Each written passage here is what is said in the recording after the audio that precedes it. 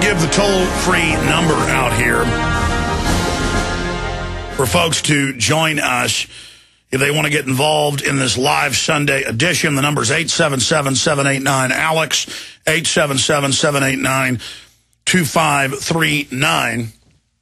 I know I said I'd get to calls on this Sunday edition, and I do want to get to your calls. It's just that we've been covering all of the news. And there's some good news, too, coming up. Head of ATF is likely to go. That means the Wall Street Journal reports go as leaving the Post. How about head of ATF is likely to go to jail?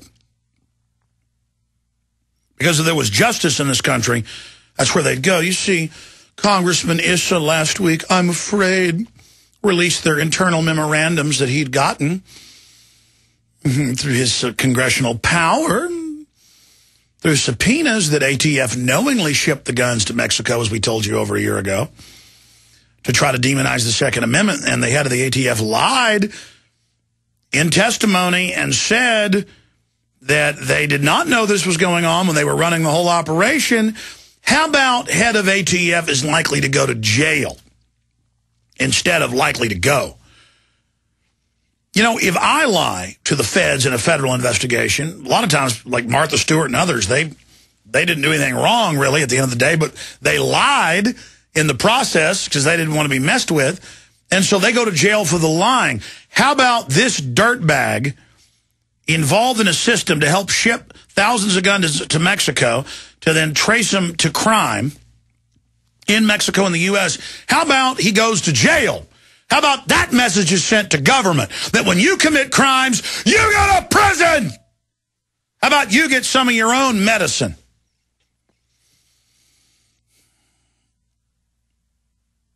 All right. I got other rants, too. A lot of them are so complex. It's not that you can't handle complex information. You love it. But I don't have time to cover every angle. Because I don't want to come out and say I'm for profiling, because I'm not. On racial reasons, I'm against it. But anti-crime, true peace officer investigative behavior is all about profiling. That's what it is. I mean, if you're looking for smugglers, you look for suspicious people driving large vehicles who are giving off signs of being nervous. That's not probable cause yet, but you run the license plate. If it's in a database of known smugglers, now maybe you got probable cause.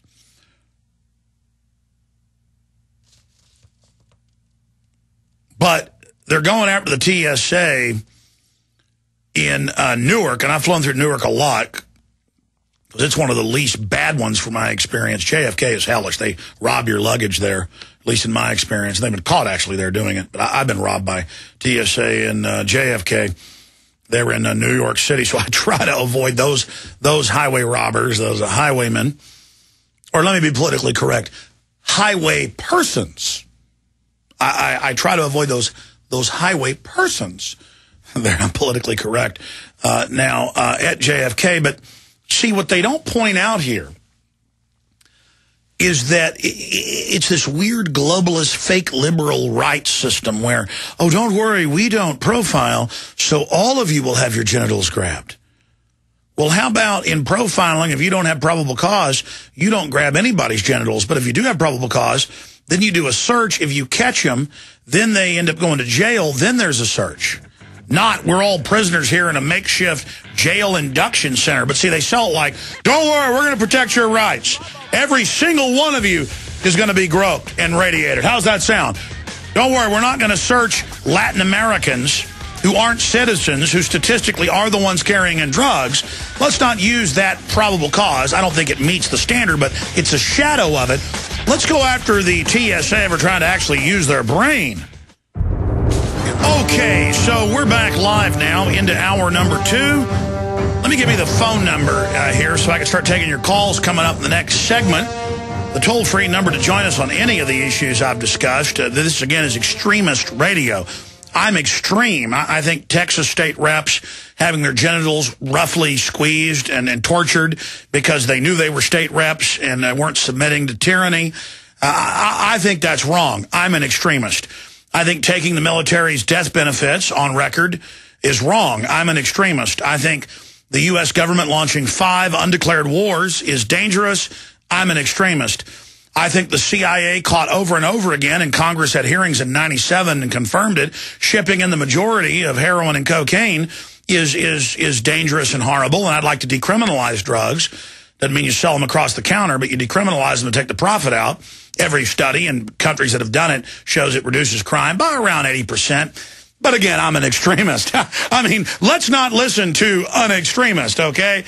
Yeah, I've got news how YouTube is censoring people. By the way, I haven't even gotten into that. I haven't even gotten into our own censorship here. Now, I do have the parent company, Google, of YouTube, admittedly working for the federal government and spying on people through the cameras and microphones in your computer. Oh, they now publicly are admitting something that was only in their prospectus put out to shareholders 5 years ago, that they are watching you in live time. But don't worry, a computer's doing it, so it's okay. And then sending reports back, or that TomTom is tracking everywhere you go and giving it to the police without a warrant. Or Apple's going to track what you videotape with your camera on your smart mini computer known as a phone. Again, because I'm an extremist. I'm telling you about this stuff and warning you. And being informed is evil. Being involved in reality is evil. You individually get up every morning and form a conspiracy with your wife or husband about what time are you coming home today. Do I need to go to the store? Do you need to go to the store? Who's going to pick the children up from swim team? Who's going to pick them up from football? But see, you conspire. You mean that just means talking to each other and working a plan out. Only individuals do that. Sure, your car dealership may conspire for a good advertising campaign and a good shtick or a good pitch. You know, the best pitch is a good deal, is the truth. You conspire to make money. But big mega corporations that run everything and are cunning and super intelligent and hire all the smartest people and lobby and finance government for policies they want. Oh, I'm sorry, that would be a conspiracy. None of that exists. There's no lobbying, no special interest. Everything is fine, okay? All right, good. I'm glad we're not extremists now. Because I met with some of the biggest radio executives in the country last week when I was the keynote speaker at Talkers, and Sean Hannity was there, and Limbaugh's been the past keynote speaker, and people like that. And they said, well, Alex, you are gaining 3 or 4 stations a week, and you'll be at 150 stations soon. You're at 120-something. And a lot of them are big stations. You do get high ratings. But you've got this label of an extremist. And I just point blank said, I am sorry I have that label. How do I change that? Do I embrace the TSA, grabbing men's genitals and squeezing them hard? Is that how I do it? Because there's a reason we have 116 million views on one of my 8 YouTube channels. I have a total of over 300 million views. You can go look at it just on one platform. Justin TV, we had 3 days of reporting from Bilderberg, never used it. New account. We had a test account years ago. It was on the test account. The test account had a few 100,000 views, but 3.5 million extra views in 3 days on an account we ever used. I wonder why everybody's tuning in. I wonder why we have millions of visitors to the sites every day. I wonder why the Drudge Report links to us 2 or 3 times a week, the biggest website in the world. I wonder why we're getting all these radio stations. I guess it's because I'm an extremist. I actually spend hours reading financial news every day. I actually spend hours interviewing the top experts every day. I actually go out and get top historians and top quantum mechanics, physicists. I'm obsessed with knowledge and information. I sit here and cover common sense. I'm an extremist. Ladies and gentlemen, I'm going to admit to you right now here on air that I am so extreme that I actually know the Bill of Rights and Constitution. I've actually read the Constitution many times. I've Actually read literature. I've read For Whom the Bell Tolls. I've read Kurt Vonnegut. And even got a loving letter from Kurt Vonnegut and a painting he did for me individually right before he died. But he's an extremist too, though. I forgot. You know, I'm one of these people who is a problem. You see, it's extreme when you see Obama give out 2,000 waivers to companies, some of them with over 500,000 employees like McDonald's, where they don't have to get any insurance and keep paying folks $6 an hour, or whatever minimum wage is, $6.50 now. And then my company, with people paid $16 up to $50 an hour, none of them want insurance. I've said, you want me to get insurance? They say, no, we'll make the decision ourselves. I'm sorry. The government says I got to start getting ready to take part of the money out of your paycheck, and then I'm going to match it. So instead of $16 an hour, you're going to get $10 an hour. But you're going to have the insurance. And see, it's extreme for them to then say, well, why do these thousands of other companies that are special interests, they don't have to get it? They don't have to buy insurance. Well, you know what? Let's not intellectually think about that hypocrisy or that corruption. There I go again. I was just an extremist. Right there. Right there, I just did it again. I keep doing this over and over and over again. I should accept the hypocrisy and the crime, the mafia unfair trade advantage.